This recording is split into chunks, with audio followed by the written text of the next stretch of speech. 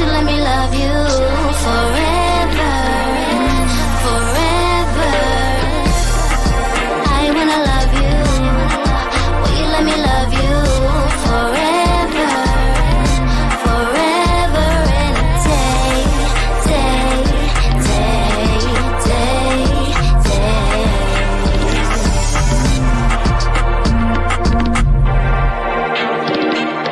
Happy Monday. Welcome to TMW Online.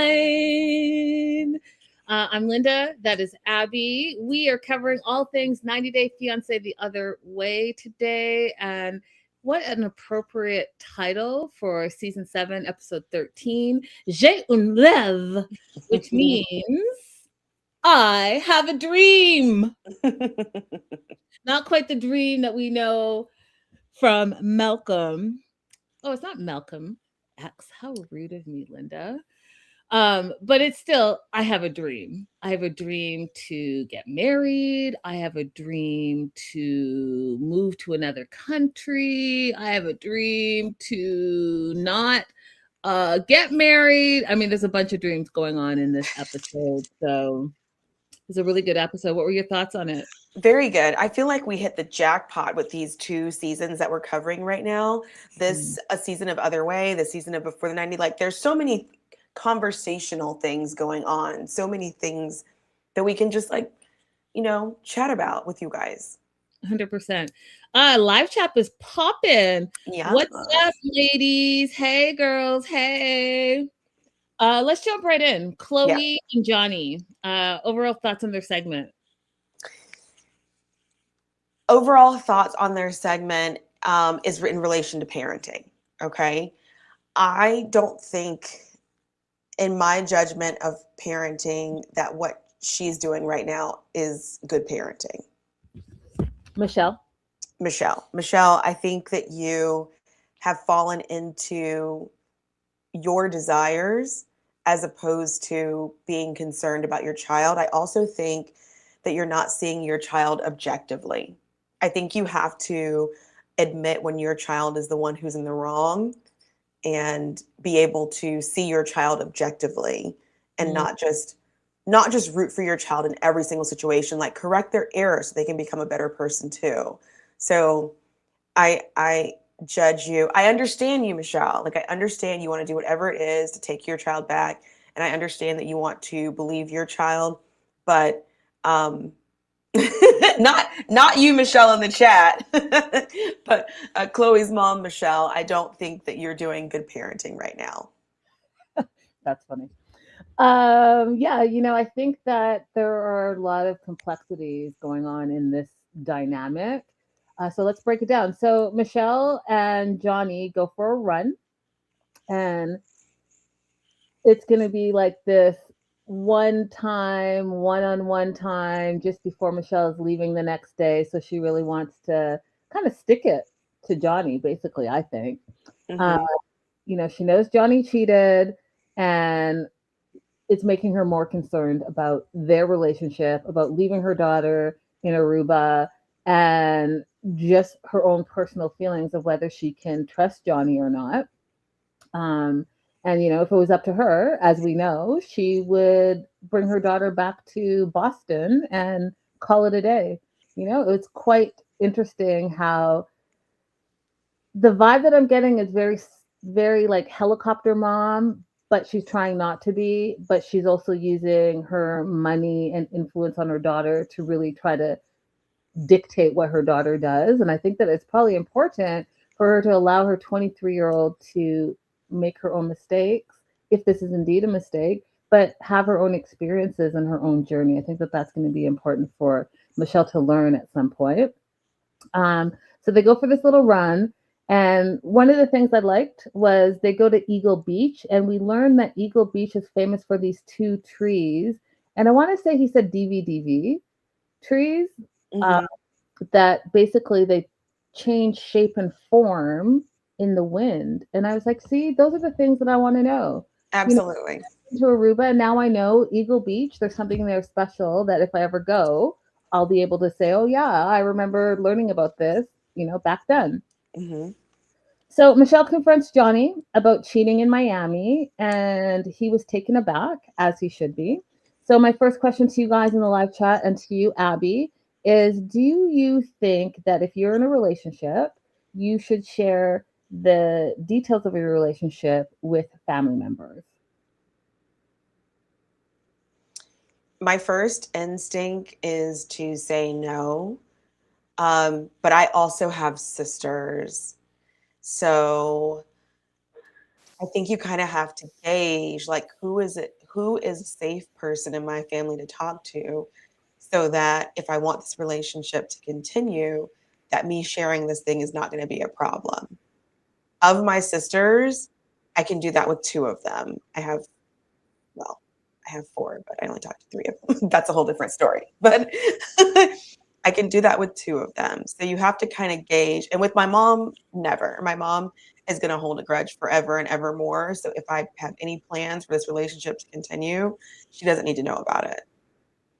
Michelle in the live chat says, no, it's not their business. I am of the belief that it depends on why you're telling your family member the story. Are you telling the family member the story as part of your life story? Or are you telling that story in order to put your partner in a negative light? Because here's what's going to happen. You're going to get over whatever the situation is, but your family members are not going to, because they're going to remember that person for what they did to you because they love you. So they're always going to take your side. So then you've now put your partner in a terrible position because your family members are always going to be looking at them side eye. So it really does depend on the reasoning on why you're telling. And in this situation with Chloe and Johnny, I don't think that Chloe was 100% honest with her mom about what that situation looked like. Because from Johnny's perspective, when he's confronted by Michelle, he tells her, well, we weren't serious. We were not in a committed relationship. We were both going out with different people. It's different now because now in the last few months, we're committed to each other and now it's serious. And I wouldn't do anything like that because now I'm in a one-on-one committed relationship, which goes back to what I've been telling you guys about dating, right? So as I've been dating and my view on dating is if you're dating, that is what dating is. You are going on dates, you're going on multiple dates until you meet someone that you're like, hey, I think I want to be exclusive with this person. And now you're exclusively dating one person. And that exclusivity turns into a relationship. That's how I see it. Mm-hmm. Right? So if you are dating multiple people, you just met someone, hey, you met someone online or you met someone at the grocery store, you went on one date and then you're going on a date with someone else a few days later, that's what dating is. Right. And that's not cheating. Correct. So if they were not exclusive, he has all the rights in the world to go to Miami and be on a date with somebody else. Right. Right. But what Michelle does is she takes his response, lets it go in one ear and out the other, and gives no credibility to it. She doesn't listen to what he says. She doesn't go and ask Chloe about it. Nothing. Just in one and out the other. And that is a parenting failure. You have to, as a parent, be willing to accept that sometimes your child is wrong. Facts. Becca says, if you want your friend family to have a relationship with your partner, it's not a good idea to spill the tea because it will taint your friend family's perspective. So Michelle, like Abby just said, wasn't really hearing Johnny, wasn't feeling what he was saying. And Johnny, on the other hand, felt like, hey, you know what? Chloe shouldn't have told her about that Miami trip because A, she's making me look bad, but B, she didn't give the full story. She didn't tell her mom that she too was also seeing somebody else. And Johnny's not going to go and say, hey, oh, by the way, your daughter was also seeing somebody else. So is that the full story? Is that the full picture? Or is Michelle now seeing Johnny specifically in a way that Chloe has made her see him like that? It's unfortunate, I think. I really do. Yeah. So Michelle goes on to say, hey, you know what? I really hope that I can trust you. I need to know that she's going to be okay with you, that I can leave her with you and she's safe and secure. And she doesn't really believe it. So she's saying that, Abby, but she doesn't really believe it because she then goes to camera and says, I am of the belief once a cheater, always a cheater. So that is my question of the question of the day, live chat and replay. If you are a cheater, are you always a cheater? Abby? So I think if you're the person looking for a relationship, it's not a bad rule of thumb to follow. If that person has cheated in the past, then go ahead and avoid them. However, if you're the person who's a serial cheater, I do think there's redemption for you. And the redemption is, can you be honest about what led to the cheating to begin with? Is it because you have low impulse control? Is it because you're selfish? Is it because you are looking for an ego boost? Like, if you can be honest with yourself about why you were cheating, then I think that there's redemption for you. But I don't think that you could be mad if people reject you because of your cheating history. So your answer is? I don't think that once a cheater, always a cheater, but I do think that in dating, it's a good rule to follow. If you're dating someone and they tell you my marriage ended because I was cheating, I think it's a good rule to go ahead and exit that, because the number of men who are willing to be introspective and emotionally intelligent is very small.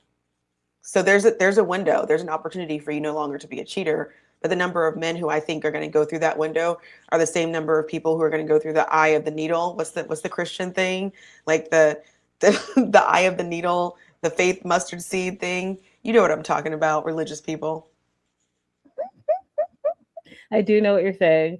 I think that what's a cheater? Always a cheater. I think that if someone's a serial cheater, it's more than likely that they're going to cheat again. I think that not necessarily once a cheater, always a cheater, but I do think that you have to have your radar up. And for me personally, I just that can't be me. So if you cheat once, it's a wrap. Like I just don't have the capacity, nor do I want to have to become the person where you really have to like forgive and forget and move on. That won't Right, be right. so.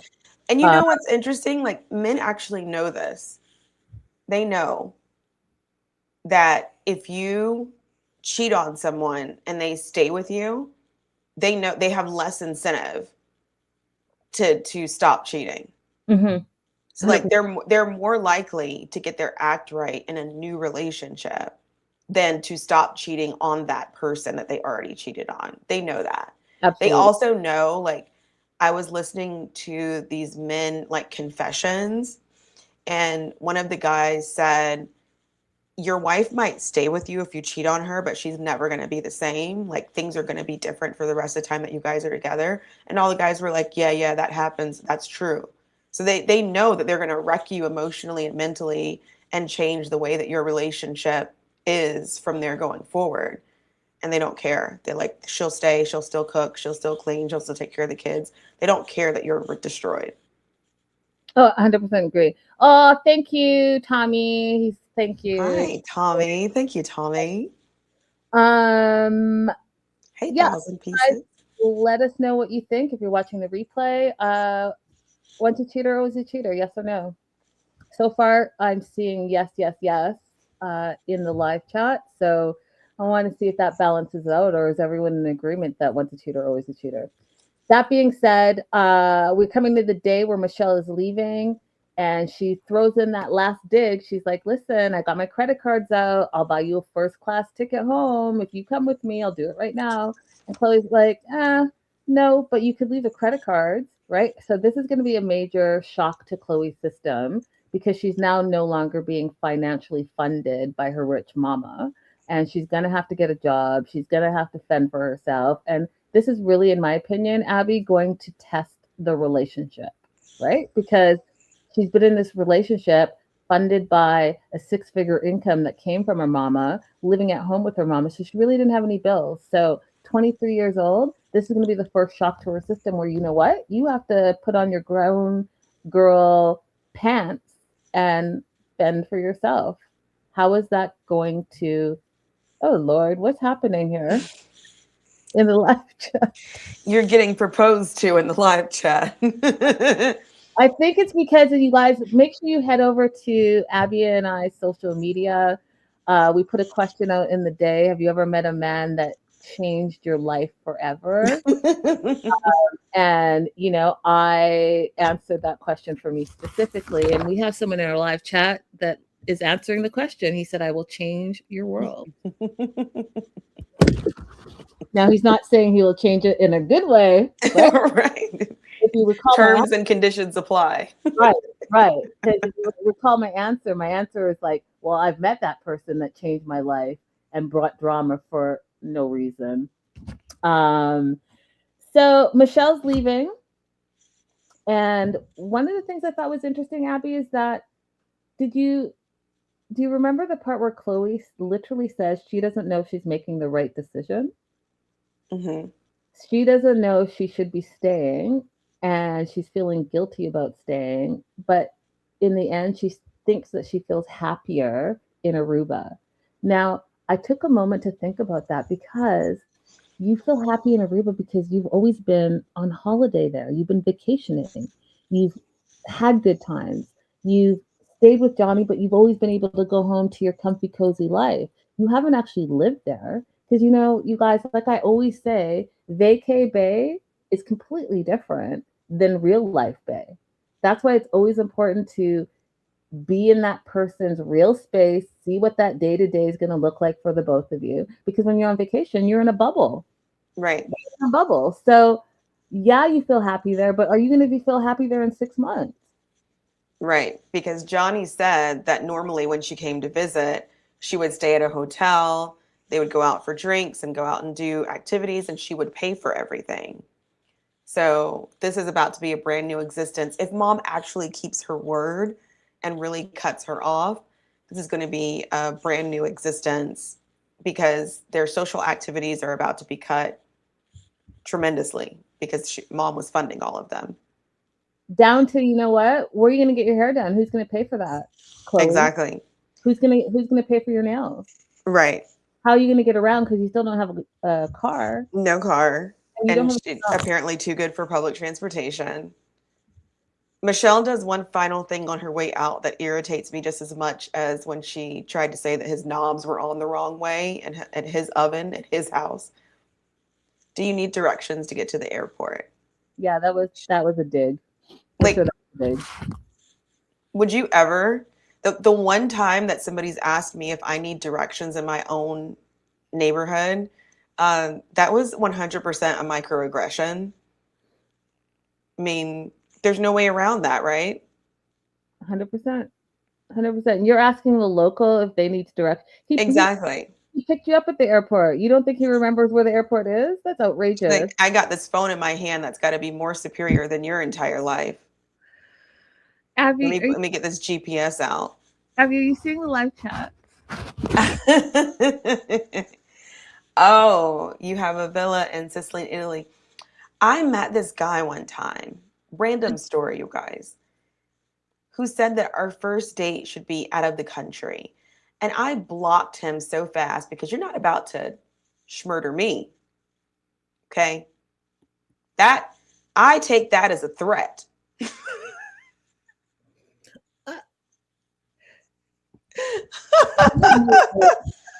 Guys, I don't know, the live chat is popping. I don't know what to say. You do have me speechless right now for sure. Tommy with the Bone Davis. Abby, I just said Tommy with the Bone Davis. Tommy T-Bone Davis. So Michelle starts crying, and she is crying, in my opinion, because she's realizing she's gonna have to let go. She's gonna have to let go because there's nothing more you can do at this point. Your flight's going. Here we are. You're gonna have to let go. Your daughter's 23. It's not like she can't come back if she wants to come back. Let her go figure out her life. It's okay, Michelle. You'll be okay, and she'll be okay. Right. She says to Chloe, her leaving last words before she gets on the plane is show me you can take care of yourself here. And that's exactly what you want. I think as a parent, you want to make sure that you've instilled all the things in your child that they can be successful, they can be happy, but they can stand on their own 2 feet. And I think the reason why Michelle is so like up in arms is because she's coddled this young lady for so long that she thought she had more time to continue to coddle her. And that's not happening. And so she doesn't know if she's actually really given the tools to Chloe to be successful. Correct. I agree with this assessment.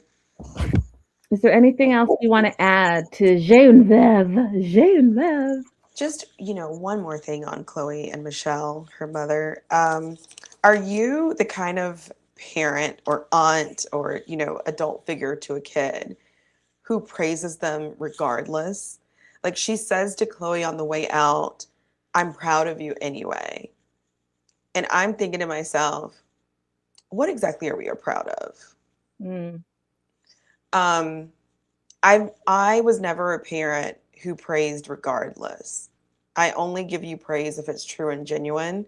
There's one incident that I regret with that regard when Taylor was younger. But for the most part, it was always like, if you have a real accomplishment, then I will praise you. Mm-hmm. I never gave it out but the one thing that happened that I regret is that when they were learning how to write, the teacher had put out, it's like first grade teacher had put out like the kids writing their own little sentences outside of the wall of the door to go in. Mm-hmm. And so Taylor was asking me like, do you see mine? Can you read it? Do you know what it says? I had no idea what it said. Okay. So I was like, well, I think I'm getting the concept of what you mean, but we can work on it at home. Whole face crushed. Just crushed. And that's the only time I've regretted as a parent giving like real feedback. But beyond that, no. Yeah, I totally understand. Totally understand that. We're moving on to Greta and Matthew. And oh my goodness, you guys, I did not see this coming. Shocked. Am I shocked? 100%. I am shocked. But then after I got over my initial, like, what is happening? I understand what's happening. So let's get into it. So the previous episode, she told Matthew that she was unsure that she wanted to have kids. And now she's spiraling about the relationship, right? Because she's had all this time to think about it. She said out loud what she's been feeling deep down for some time now. And so she sends out an SOS to the wives chat, which is her friend group back home. And specifically, she's talking to Hannah. And she is going to download to Hannah what she's been feeling for the last 6 months. Dare I say the last couple of years. And here's why. Okay, so first, side note, you remember last episode, you guys, where Matthew and Greta went apple picking, but we didn't know if they were apple picking for people or the apple picking for these random hogs that are on the farm. It's not even a farm, their house in the backyard. They got hogs in the backyard, but they were picking the apples for the hogs, and Greta was feeding one of the hogs, and the hogs got a little, this is funny to me, the hog got a little too greedy and not on the apple and also on Greta's finger.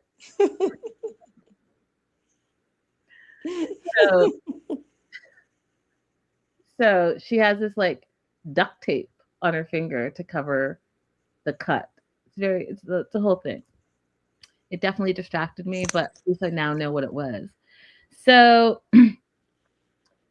Matthew's shocked about her not being sure that she wants to have kids because, as we know in previous episodes, they talked about kids, that they both wanted kids. They named their kids. They said how many kids that they wanted. They went and looked at a house where they could have an extra room where the kids could live and stay and all the things, right? So he's really shocked that all of a sudden Greta is like having second thoughts about children. And she is not sure she will ever want them. And she's been thinking about this for months now, you guys, for months. And she just said it out loud to him. Now, here's the thing that I was like, if you guys recall a couple episodes back, when he said to her, well, just basically have the baby and I'll be 200% the father. Like, I basically will do all the things. You just have to pop the babies out and I'll take care of everything else. And I said that that's a red flag, right? Because what is that saying about your belief and value in the woman that you're with? Mm-hmm. Also, I think that is detrimental to the children that you would be bringing into this world, Mm-hmm. right? Because if the mom doesn't really want to have a kid, and then now that kid is going to have a relationship with someone that didn't want them in the beginning, and who knows how that's going to pan out for the whole span of their life, that's not fair. So Matthew takes it one step further in this episode and says he'll choose her over kids. The deeper part of him loves her so much to his core that he's willing to choose her over children. Now, I want you guys, I need you guys to come closer. Closer. Absolutely not. Absolutely not. This man, I'm telling you, I'm not a betting woman, but I'll bet you on this 100%. In 2 years, 5 years, 10 years, he is going to regret this statement. He's going to resent Greta, and they will either end up divorced or something worse. Mm-hmm. Period. Full stop. He would have badgered her. You said from the get-go you want the traditional life. You want marriage and children. You want to be the provider. Just like Greta said, you're expecting a specific type of English wife that you come home and the cooking and the cleaning is all done. Okay. And here's the thing: prior to studying 8 hours a day, every day, all day to pass the bar, after she's already spent, 4 years in undergrad and law school, right? The final step of passing the bar, it's changed her. Mm-hmm. It's changed her. And she's realizing how much it's changed her and how important it is for her to figure out what that career is going to look like. And Abby, as an attorney, made a really valid and important point a few episodes ago, where she said that Greta is probably seeing her peers get their first jobs, be in the space that she wants to be in, and she sees her peers moving ahead in their careers after all years and years of hard work, you guys. And passing the bar is not an easy feat. A lot of people don't pass on the first try. Mm-hmm. So put all that work in, and then to be like, hey, I'm going to put that aside. I'm going to fly over and I'm going to be an English housewife. She's having doubts, y'all. She's having doubts. Is this going to fulfill her? And she's having doubts. And that's okay to have doubts, right? Mm-hmm. Because she's a different person than she was 2 years ago.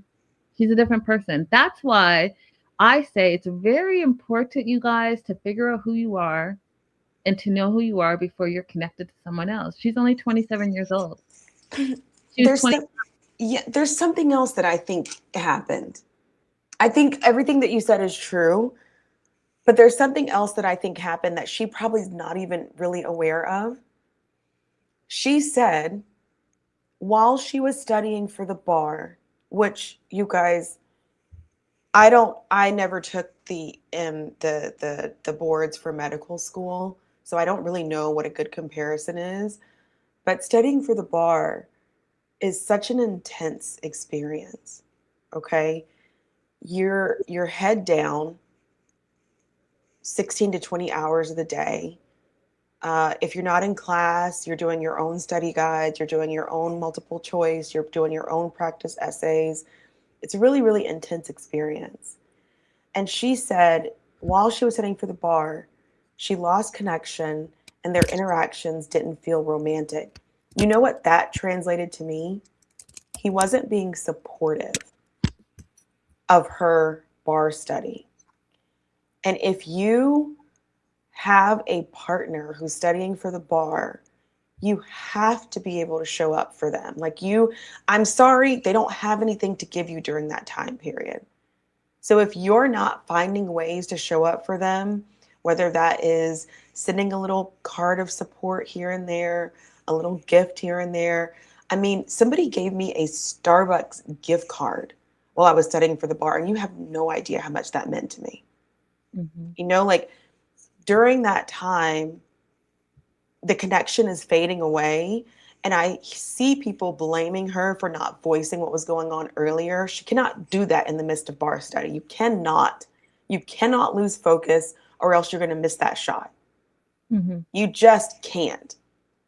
So she thought, I'm just going to power through this and ignore the fact that I'm not getting the support that I need right now. I'm going to power through this and we're going to work it out on the other side.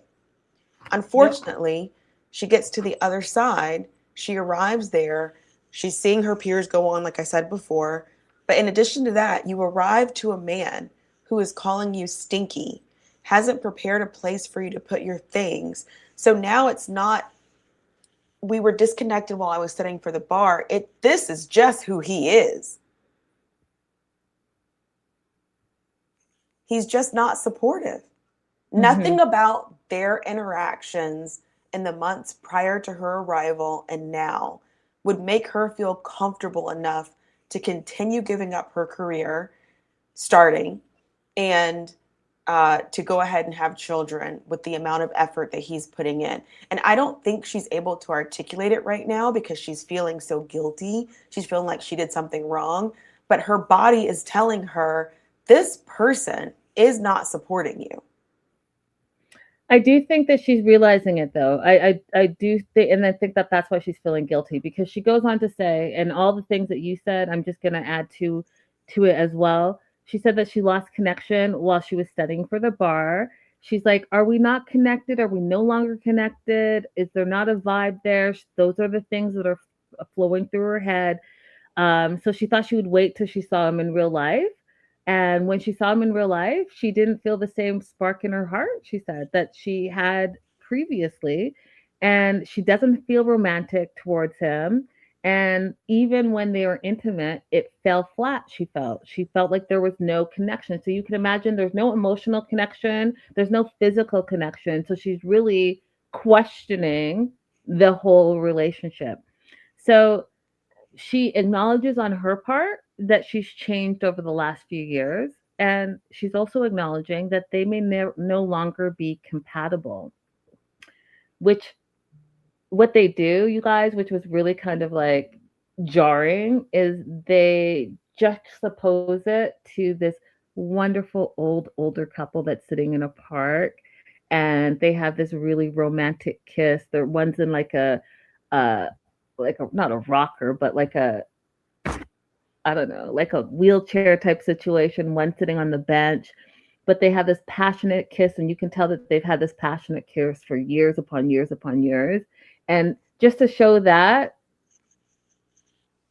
and you're comparing it to what's going on with Greta and Matthew, and we've yet to see them have that passion that Greta is talking about. There's no spark, and so after moving to England, Greta's not sure if this is who she is anymore. Is she going to be the English house mom? And she gives the analogy of Mr. Darcy and Elizabeth. And here's where it was like, you know what? She's really having the conversations that you have to have with yourself. You have to be honest with yourself, you guys. And a lot of people are not honest with themselves. They just kind of power through and hope that it works out. And that's why a lot of couples, they don't actually even like each other. They're just too far in that they don't want to make any changes because they're comfortable in their unhappiness. Mm-hmm. So she says that she realizes that she's been pretending to be the person he needs. I'm going to say that again Mm-hmm. because it's going to resonate with some of you. Okay. She's pretending to be the person he needs. And for him, she thinks he wants a nice English housewife that cooks and cleans. And there's absolutely nothing wrong with that, you guys. Traditional families, traditional households, if that's what you want, then that's what you should have. But she's questioning that because she has spent, let's say, the last 6 years of her life studying to be an attorney. And that is no easy feat. So she's questioning, is this what I really want? Is this the forefront of what's important to me? Or do I want a career that I studied for? And do I want to see what that's going to look like? Right? Before I set it aside, do I want to actually give it a chance? And I think that that's okay to have those conversations. And I do think there's a lot of self awareness there, even if she Mhm. doesn't right now, that for her to say and to know that she's pretending to be someone she's not. I'll tell you right now, there are a lot of people that are pretending, faking the funk, that Mhm. won't ever admit that. Mhm. Her introspection is wonderful, and she's doing something difficult right now that's going to save her a lot of heartache down the road if she was to push forward. And it's going to save him a lot of heartache down the road if they were to push forward too, because he shouldn't have to be what he calls 200% parent, and he shouldn't have to give up if he wants to be a father. So she's doing something difficult that is the best thing for both of them, and she does not deserve the hate that a lot of people are sending her way simply for being introspective and honest. Listen, what Abby said. It might hurt right now. You're ripping off that band-aid and it hurts and it's uncomfortable and it's making you sad. But in the long term, listen, this is less pain than what could happen when you're all intermingled. It's years later, maybe there are kids involved, there's a dog involved, and both of your families are involved. It listen, it's better now than 5 years down the road, guaranteed. Yep. So Greta also noticed that she's been telling him less and less about her life. And because of that, they're lacking the emotional intimacy that they both deserve.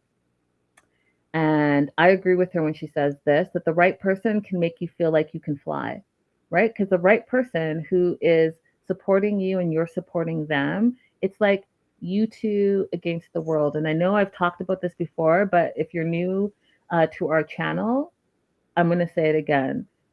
The world is hard. It's hard, it's difficult. There's bumps and bruises out there. And if you're with the right person, when you go home, that should be your comfort. That should be where you can exhale. You can be your true and authentic self.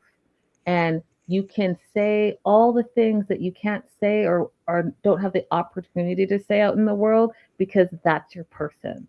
Right. And your person is then going to be able to pour into you and replenish your spirit and your soul so that the next day, guess what, when you wake up and you have to go out into the big bad world again, your cup is full, right? So you come home, it's empty, you both replenish each other's cups so that you can do it again outside.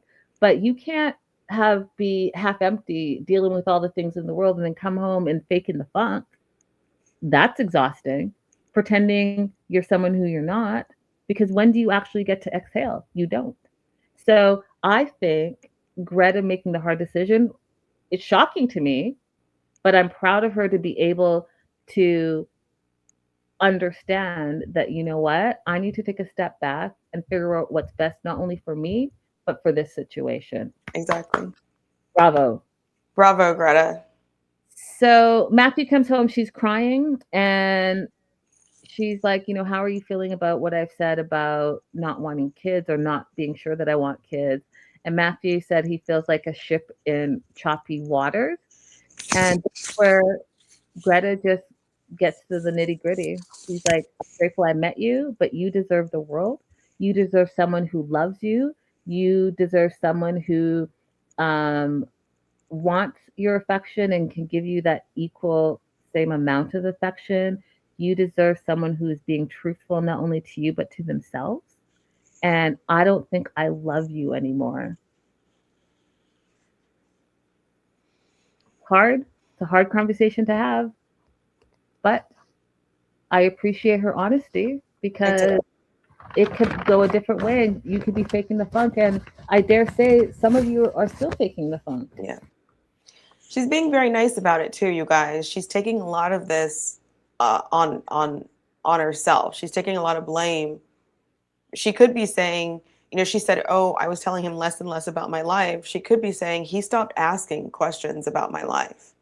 He stopped asking me how bar exam was going. He stopped being a part of my life and wasn't making, like, she could turn it the other way, because the other way sounds true to me.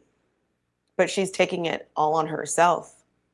And that's really nice. That's a nice way to exit a relationship, is to say, to save the other person as much as possible. 100%. She is showing a lot of emotional maturity. Right. Do you want to add? Ash? No, I don't have anything else to add to them. I hope we see Greta again in some capacity, if this is the end and we don't see her return to her home. I want to know what goes on, with her career. I'm interested to follow it. So if she's going to be on Hunt for Love or something else, I'd love to see her. Yep. I don't think it's the last we've seen of her at all. So let's keep seeing what happens during the season as well. Okay. On to Manon and Anthony. Overall thoughts of their segment, Abby?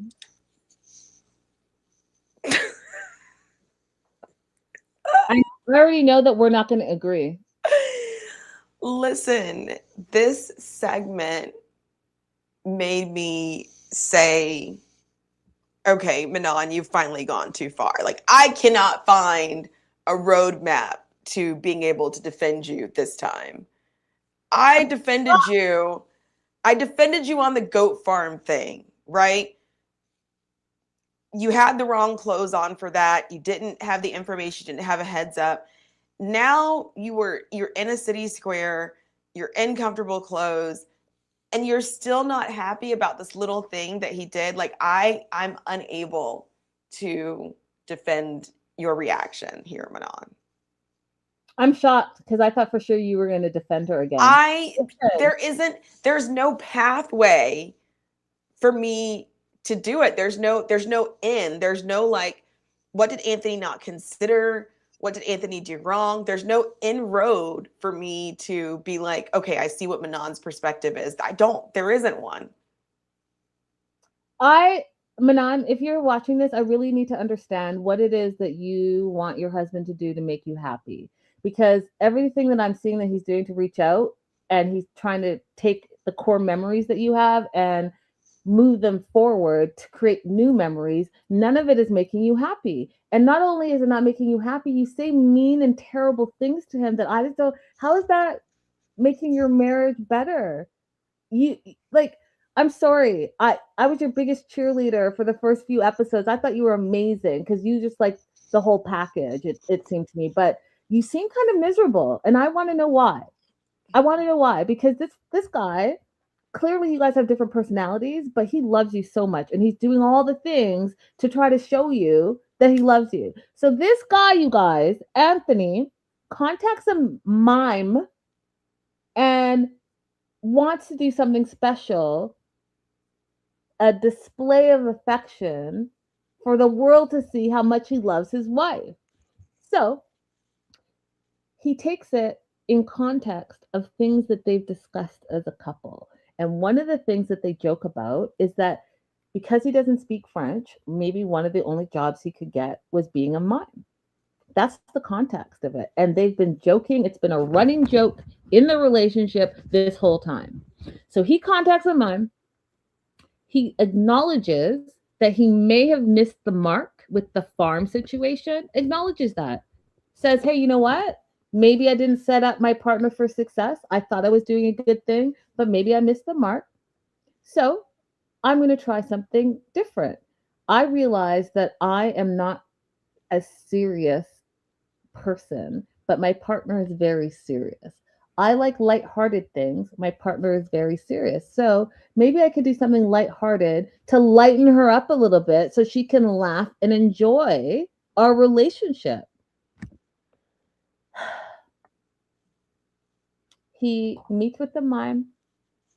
She shows him some moves, gets the makeup and the dress and a flower, a rose, right? Because this is all about, being romantic, a grand gesture to his partner. Mm-hmm. And she thinks that they're going to the circle, the park or whatever, to go on the Ferris wheel and to walk around. She's comfortable. She's in a t-shirt. Baby's with her. It's all good. She sees them, you guys, and she screams, WTF. She sees her husband as a mime and she's completely turned off. What is this spectacle? It's humiliating. It's not helping their relationship. She freaks out. She's screaming and yelling, what are you doing? You're making a fool out of yourself. You think putting on makeup and lipstick is sexy. You think that that's going to turn me on. You're doing the opposite. He gets down, he does a little mime stuff, ignores her crazy outburst, and gets down on a knee, hands the flower. She doesn't take it. She turns away and screams, says, you're scaring me and Ben, and says, you don't have the same sense of romance that I have. You look like a clown in front of all these people. And I was like, wow, that's really A, hurtful.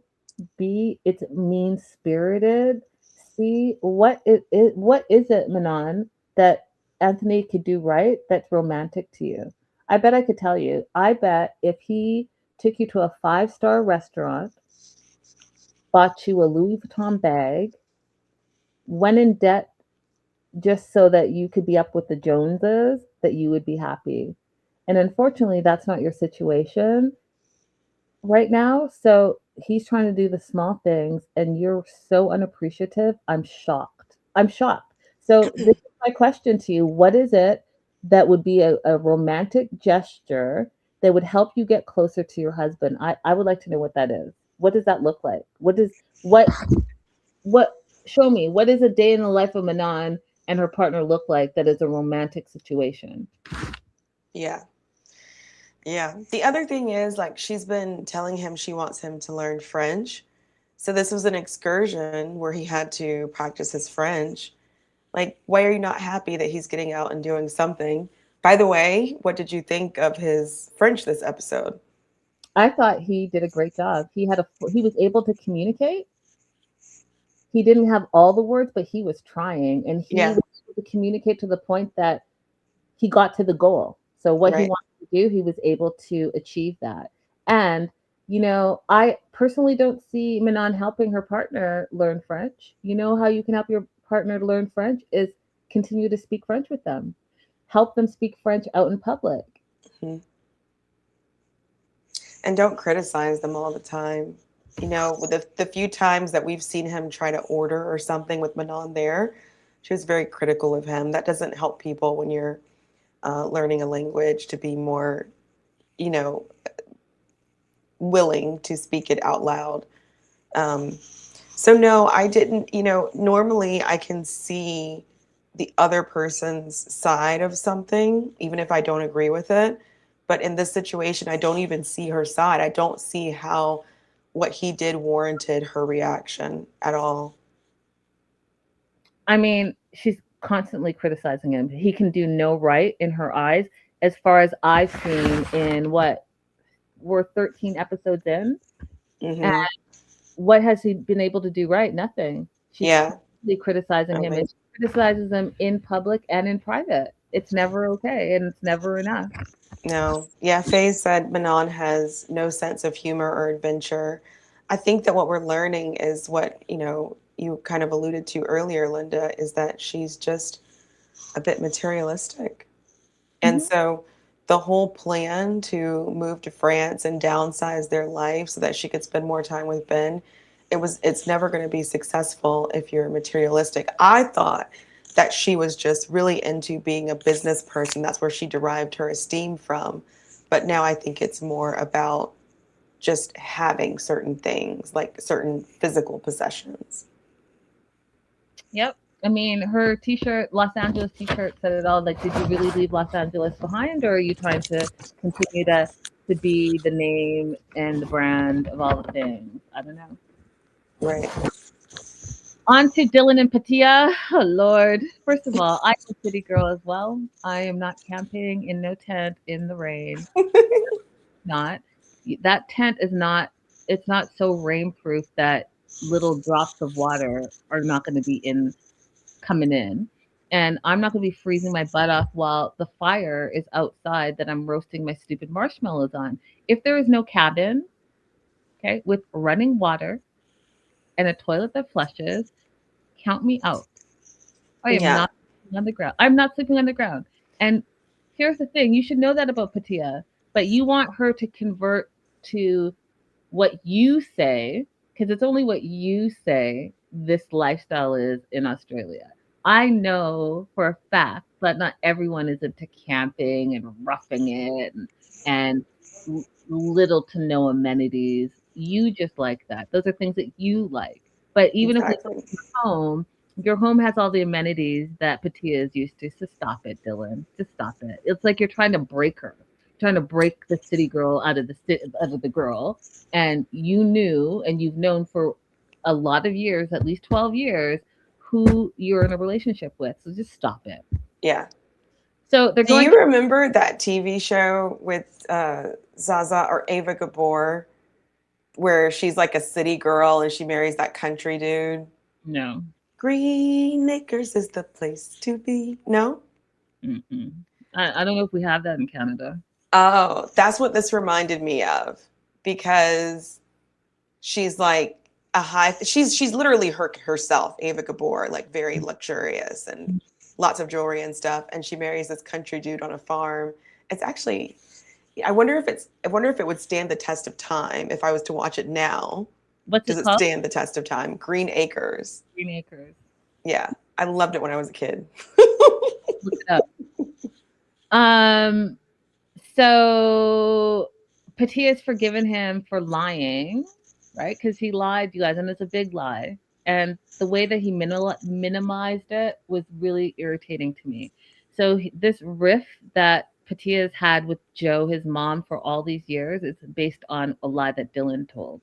Dylan told her that the mom didn't like her because of her age, and that's why she didn't want Dylan to be with her, and that she wanted grandbabies and she was too old to have grandbabies.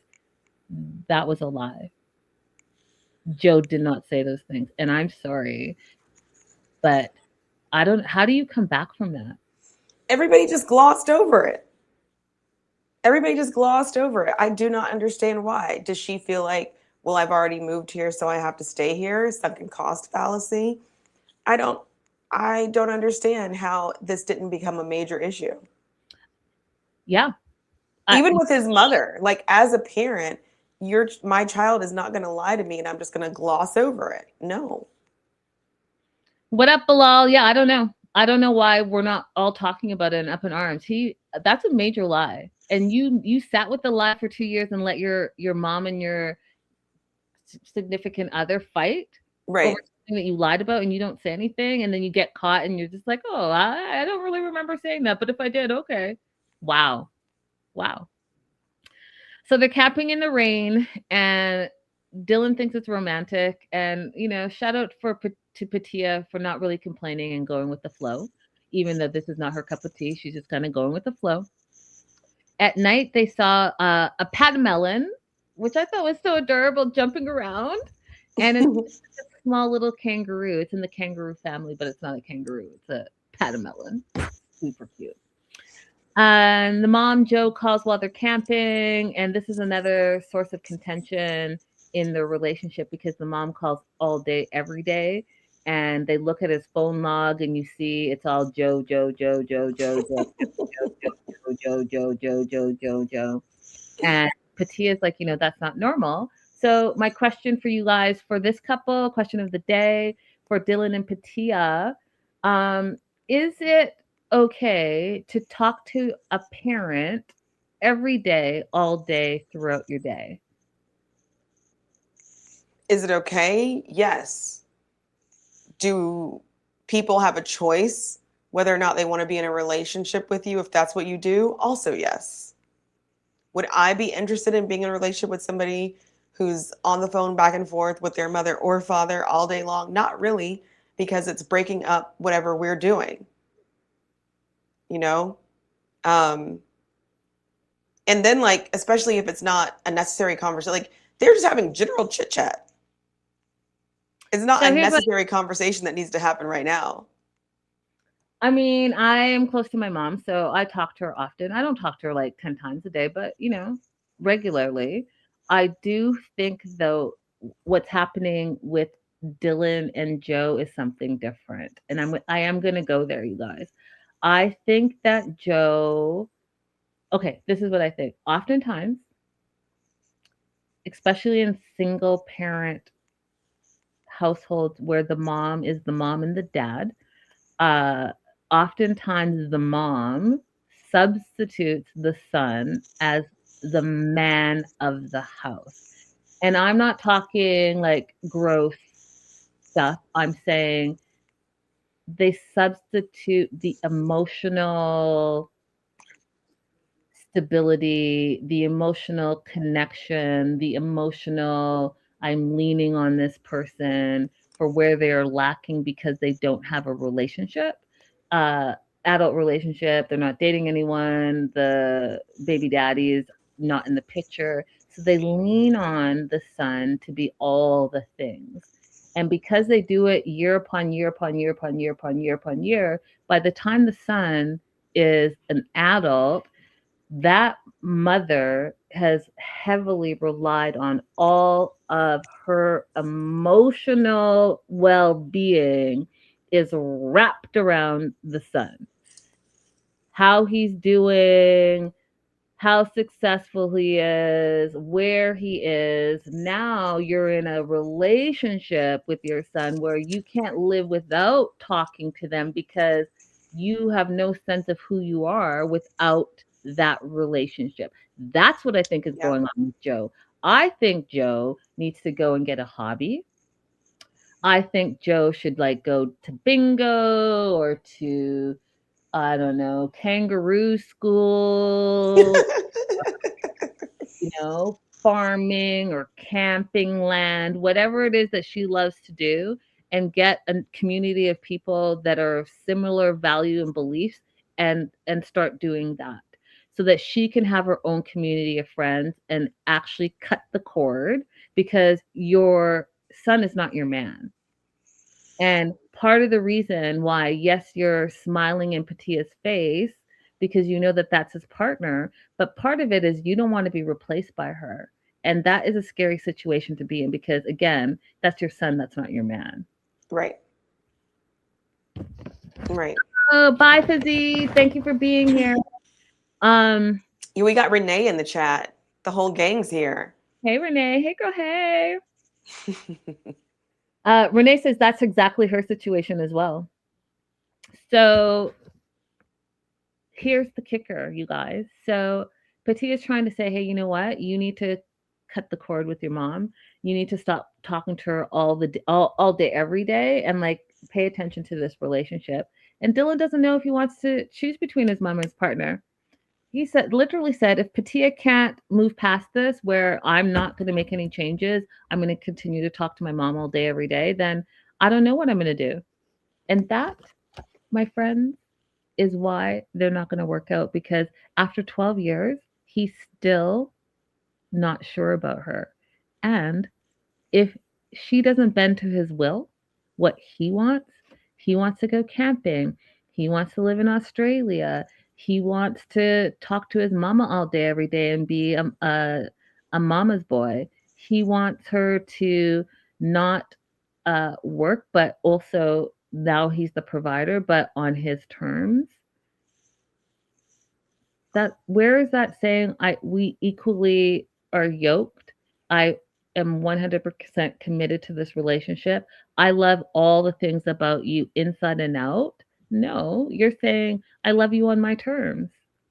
Yeah. Yeah. She's put herself in quite a predicament because there are multiple reasons that he's now given her out loud that he's not interested in marrying her. And we can't forget, she's on a timetable. She doesn't get to just move to Australia and stay there indefinitely. They have to move toward marriage or something else that will allow her to live there. She can't just be on a visitor's visa forever. So there is going to be an expiration to how long she could just chill waiting for him to make up his mind. But so far, he's given us zero reasons. Dylan has told us zero reasons that he has to move forward with marrying Patia, and he's given us multiple reasons why he does not want to. 100%. 100%. 100%. That's it. That's all I have to say about them. This is not going to work. It's not going to work. And you know what? For 12 years, you knew it was not going to work. All this breakup to make up. Now, y'all, don't ever go backwards. Only move forward. There's a reason why you broke up the first time. There's a reason you broke up the second time. There's a reason you broke up the third time. No. No. The fourth time, the fifth time, the sixth time, the seventh time, the eighth time. Like, yeah. Wrong. Last of the episode, Madeline and Luke. And what were your overall thoughts on this, Abby? I think that Madeline is, the same thing that I've said about her before. She's just giving us more insight into the fact that she's not making partnership choices based on like love and companionship. She's doing everything out of survival. And all she's telling us in this, at the brief, moments that we see them in this episode, she's just telling us even more reasons why choosing to be with Luke has nothing to do with love, companionship, wanting to have kids together and have a life together. It's just survival. She's telling him to his face, and he doesn't even understand what she's saying. I agree with you up until that last point. Madeline definitely showed us who she was in this episode, and Luke, I think, is starting to realize. And there's a point in this episode, Abby, where she reels him back in. And she reels him back in because, in my opinion, she realized that the lifeline, the meal ticket, this whole survival string, whatever you want to call it, was about to walk away, and that's not what she wanted. And I'm gonna tell you the exact point that happened. Okay. So, wedding is this weekend. Luke is like, you know what? We don't make each other happy. We just fight all the time. And Luke's like, this is alarming to me, and it's foretelling what our marriage is going to look like. And he's like, I don't know what to do here. In my opinion, how I see things is I feel like you don't appreciate me. And because I feel like you don't appreciate me, it's like, I want to do less and less, but I'm going to continue to do all the things. But I just don't feel the appreciation. And then she says, you need to be careful on how you say things.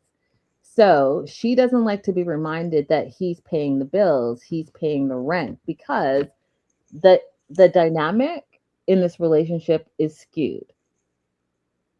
She feels like there is a monetary power over her, which is her deepest fear and insecurity, because she was raised in that trauma where she had not only like money insecurity, but food insecurity, shelter insecurity, family insecurity, all of those things. And the cherry on the top of all of that, and then she was surrounded by male predators. Okay. That is where she's coming from. Mm-hmm. So it's important to her that Luke doesn't say, hey, you know what? I paid the rent and I'm giving you money and all the things, because she's had to struggle and we don't know what she's had to do, but she's had to do things to survive, right? So she doesn't like that wording. That's the first thing I got out of it. When Luke said, I don't know, I'm having doubts if I'm the right person for you. This is where she pulled him back in, because she started crying. Okay. And I'm sorry, but that was a manipulation, in my opinion, because she's only been yelling at him, saying how much he makes her mad, and how much he does not make her happy. This was the out. Okay. If those things that you've been complaining about for 13 episodes are true, this is the out. He's doubting if you're the right person, if he's the right person. That's his doubt. Maybe I'm not the one to make you happy. But that translated to her it is, oh, if he leaves me, the money's gone, the rent doesn't get paid, the bills don't get paid. How am I going to survive? I'm going to be thrown back into survival mode. So she starts crying, and then she says, I recognize that I'm a difficult person to make happy. And the reason why I'm difficult is because I have trauma from growing up, trauma from her 16-year-old mom, 16-year-old pregnant mom. Her mom got pregnant at 16 and had her. She has no dad. Bad men have been in her life. All she knows is men are cheaters, hence her insecurity and that craziness that I couldn't understand that he couldn't have a bachelorette party and that's considered cheating. Like all that, that's all from this trauma.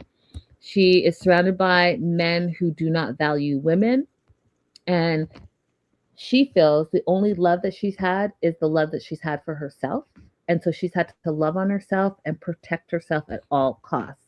So she's had no control in her life. She's only 20 years old and she's felt lonely throughout her life.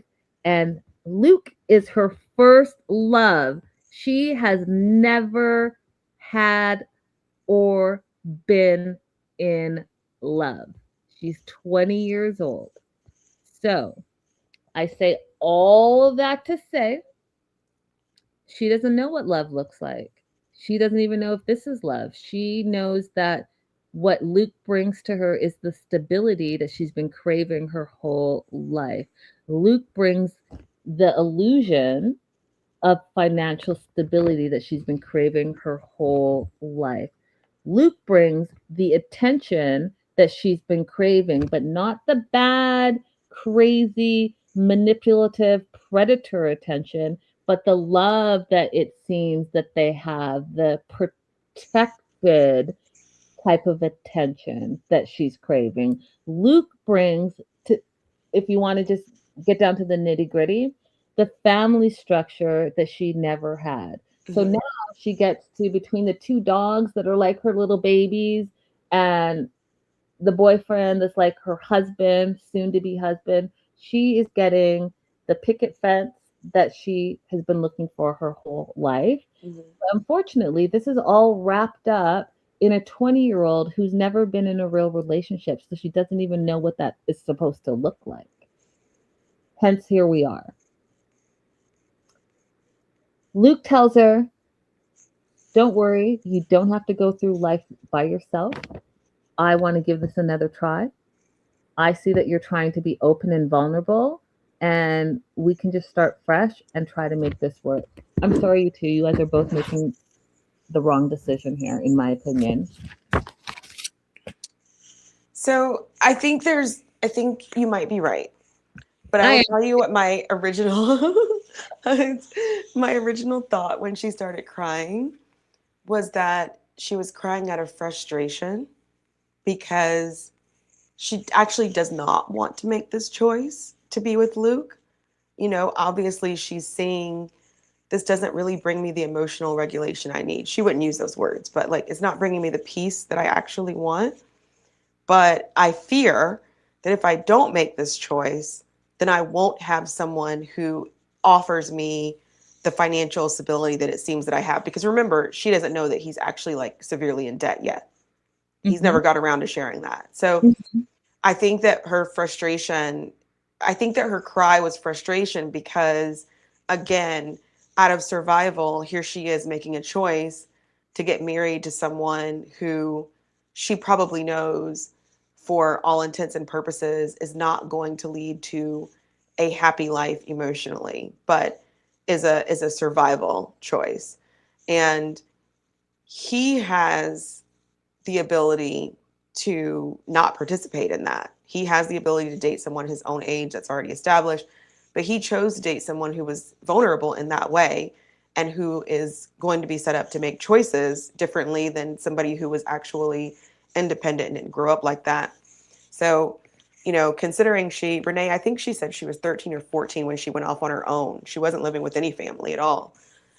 She just had to make her way in the world on her own. So somebody who's living like that, you guys, I'm so sorry. You can't date that person at 18, 19 years old and think that they're making a choice for love.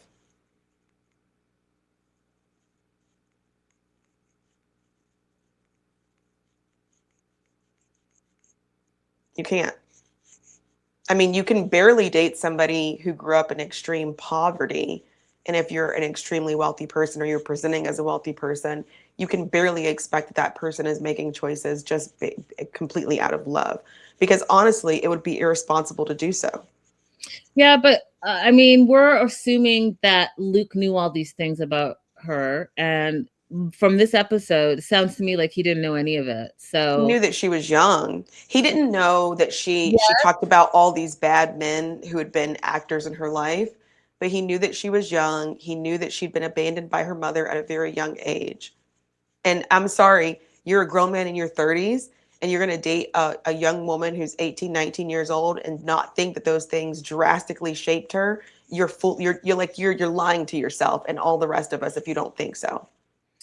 yeah, but you're also I don't know. I don't know if there are men that I know that actually look at the totality of a situation. They see something beautiful and that's what they go for. Well, that their willful blindness to considering that or evaluating that, they're willing to override looking at those things because they see something beautiful and young in front of them. That's their fault too. Yeah, but he's now also walking it back though too, right, Abby? He's saying, I don't know if I'm the one for you. That's what he's saying. He's saying he's having his doubts. He's like, this, we're both not happy. We're both fighting. Mm-hmm. Maybe I'm not the one for you. And she's the one that's reeling him in like, oh, I'm going to finally tell you what I'm about, why I'm this way, and acknowledges that she's difficult because of A, she's super young, you guys, and B, she raised herself. She doesn't know what love is. So they both have an out here. They're not married yet. They could both say, you know what, let's walk away. So let's see what happens next episode. You guys let us know what you think in the replay, in the live chat. This is our last episode before Christmas. So Merry Christmas, Merry Christmas to you guys all. Feliz Navidad. Spread love. And however you're spending it, know that you are loved. And I know that the holidays can be difficult for many people. So don't forget to love on yourself.